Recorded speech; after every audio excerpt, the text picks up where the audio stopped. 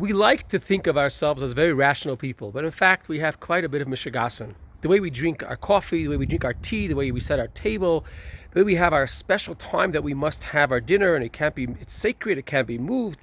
At 6 o'clock sharp is when I have dinner. I get all confused if it's not exactly that time. Why the Mishigasen? Very interesting. This week's Torah reading, Teruma, begins with a discussion of how to build an abode for God. God tells Moses, please ask the Jewish people to create a home for me. Our sages say this home is so central that the Torah spends 8 parshiot, 8 sections of the 53 sections of the Torah are spent on building this abode for God, this temple, this tabernacle, and bringing the offerings within it. How do we create this abode? How do we create something that's so central to Judaism? Now, in the desert, they had to bring materials. They had to bring gold, silver, wood, linen, wool, and so on. And then when they built it in Jerusalem, they built with stone. Now that we don't have our physical temple, we have to build our spiritual temple. What's fascinating is that one of the main materials that were used for building this temple, the ark, the table, the walls, the massive walls, were all made by shittim wood, also known as acacia wood. Shittim wood is an unusual type of name for the wood, and in Hebrew the word shittim means shtuyot, could also mean foolishness, silly things.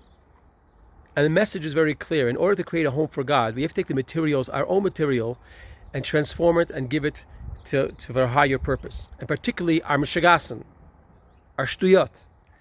Just like we have mishigasen, that we have certain things that we want it, and these are sacred, even though they're not really logical.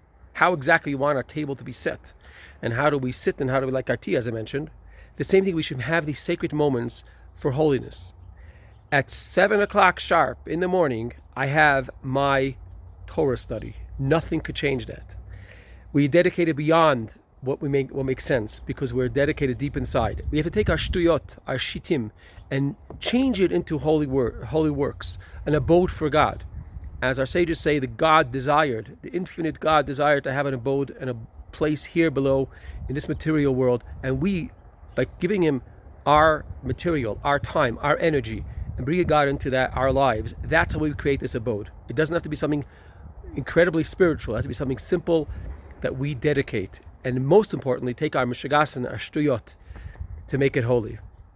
If you join us Thursday night, 5 o'clock on Zoom, we'll discuss this parsha further, a fascinating parsha with all the different vessels of the temple. And Saturday morning, 9:30 at the synagogue at Shul, we'll discuss this more at length with the Kabbalistic interpretation. Shabbat Shalom, take all your mishigasen and use it for holy purposes.